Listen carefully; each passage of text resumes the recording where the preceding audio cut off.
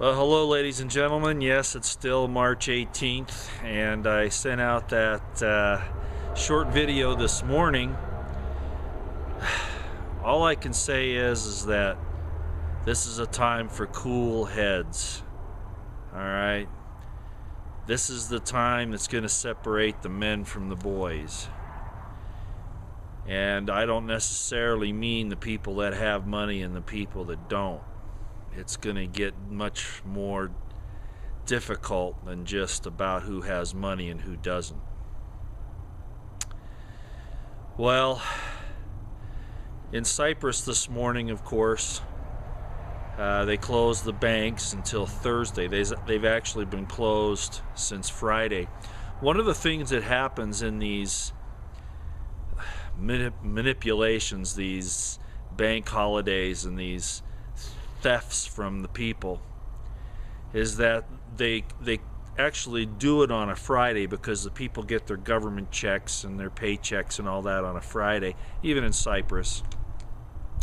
So the money's there, and they took 10% of that, okay, because the people can't get it out but in small amounts in the ATMs. And as I explained before, you know, there's only so much cash in a bank. Even the ATMs can dry up. So what's happened is those people are now left without any way to finance their lives. And what we have is a situation where there are now things like firebombings and stuff like that going on. And who knows if it's the citizens or if it's false flag type thing that's going on. It's really hard to say. The point is that you don't want to get trapped in this. Now, I'm not giving any advice here, but I know what I'm going to do is I'm not going to leave my money in the bank. Now, is it going to come to the United States right away? No. And they might even handle it different here. You know, the people in Cyprus supposedly had insured assets in the banks as well, but that didn't matter.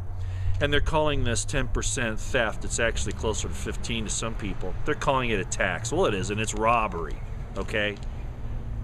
In the United States, they're going to tell you, well, you're okay here because you have federally deposit insurance corporation, you know, protection. But you got to understand how this works. And I'm not a finance guy, okay? I've spent all morning talking to finance people, listening to people that know about this thing. I'm a soldier, okay? That's what I've been most of my life, as a soldier. I look at things from a tactical and a strategic combat perspective, all right? That doesn't mean I don't understand how you can take over a country financially or damage it, but I don't know all the ins and outs. So what I'm telling you here is what I basically learned today. Okay, so here in the United States, they are raiding pension funds. You know what? 2 years ago, they took pension funds, you know, to make up the difference to the deficit. They did something similar to that at the beginning of this year. But it gets more nasty than that. What will happen here, I gather, is not that they can't attack your bank account directly, but it'll be more subtle. What they'll probably do here is have a bank holiday. In other words, they'll close the bank until you don't have anything to worry about because your money's insured, but they'll devalue the currency. So when the bank opens back up, yeah, let's say you had $1,000 in the bank, just as an example. So they say, you're insured for $1,000, you'll be fine. The problem is when the bank opens back up, that's now worth actually half of what it was before the bank closed. So it's like $500. So they're playing games with the amounts, and you'll see this in the gold. Okay, the gold will go up in price, which shows that your currency is worth less. Now, right now they're capping the gold because these guys, you know, they control everything. But gold technically should probably be $2,000 to $3,000 an ounce now, but it is around $1,600. Back just 2 or 3 years ago, it was around $800 an ounce. So you see how they devalued what you have already by half? Well, that'll happen again, except this time it'll be even more drastic because you're having all these economic problems all over the world. All right, so how do you fight back? You don't let them have your cash. You don't let them have your money. before everybody else makes a run, I'm going to go get mine. I'm going to have it out, and I'm going to put it into other things, for me. Stuff that I know that I can barter with or something later if the requirements are there to do that.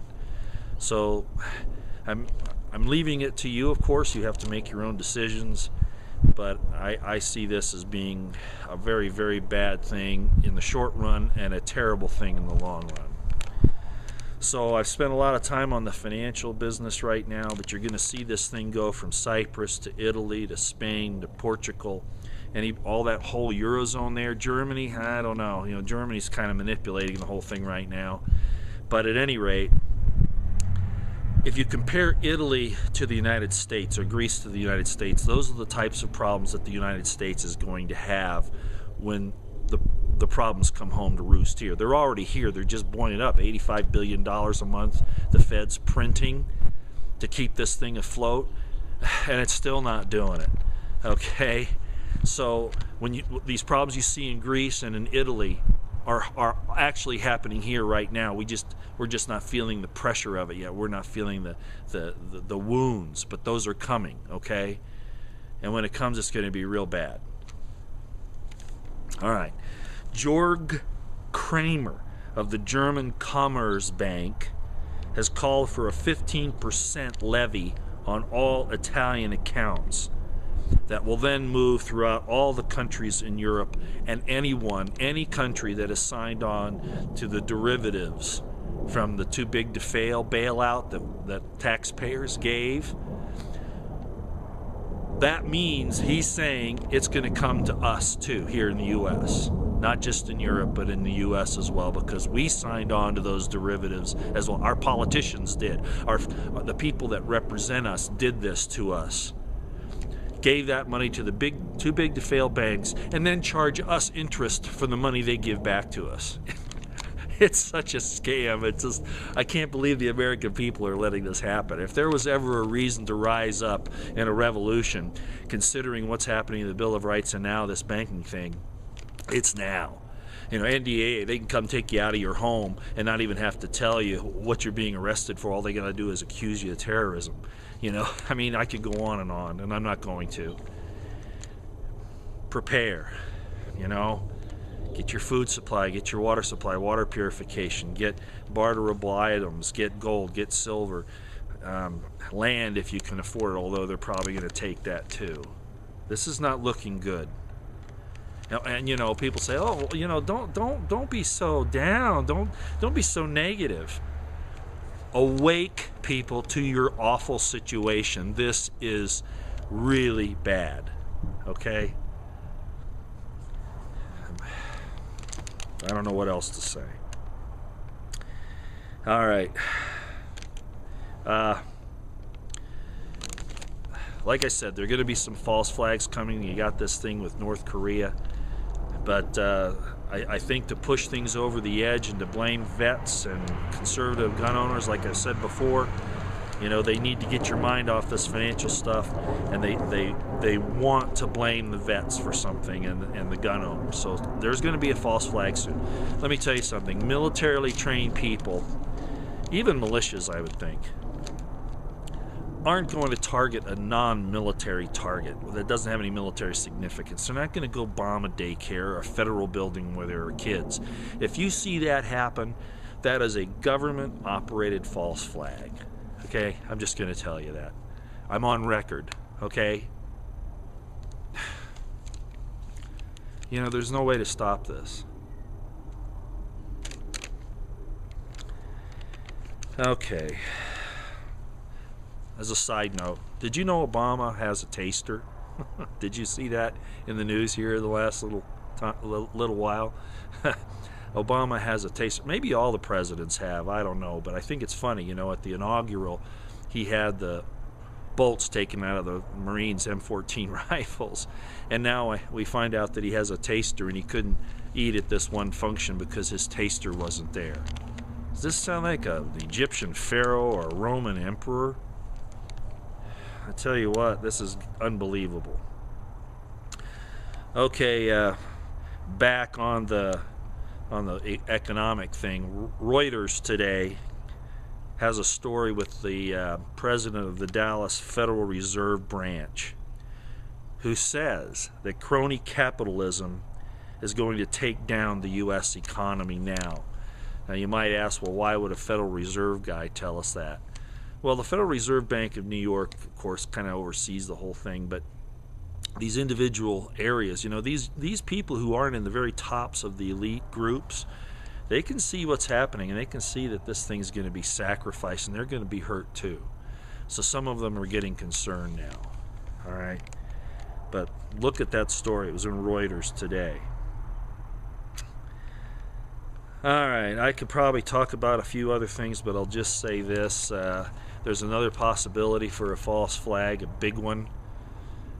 Small yield nuke or a chemical or biological attack. Remember I was talking about those port cities? That's still a possibility. But some other examination of some things brings up 4 other cities: Cleveland, Dallas, Chicago, and Denver. Probably not LA. The reason why is because the Chinese have too many assets there, and nobody who's going to pull off a false flag is going to want to piss off the Chinese, especially if they're in cahoots with them. So the Chinese are running our ports down there now. They have a lot of assets in California. They have these tax-free zones that the government has given them all over the place, up to 50 square miles, I understand, in one place up in Idaho. I don't know all that much about that, but I did hear it through the grapevine. But these things are around, so they don't want to damage any Chinese interests, because those are the people that are paying the bills right now. So I don't see anything happening in LA. I don't think North Korea would fire into LA.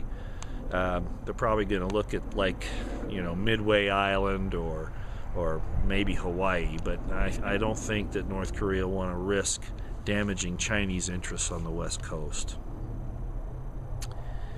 Again, I could be wrong about that, but that would be my estimation. Okay.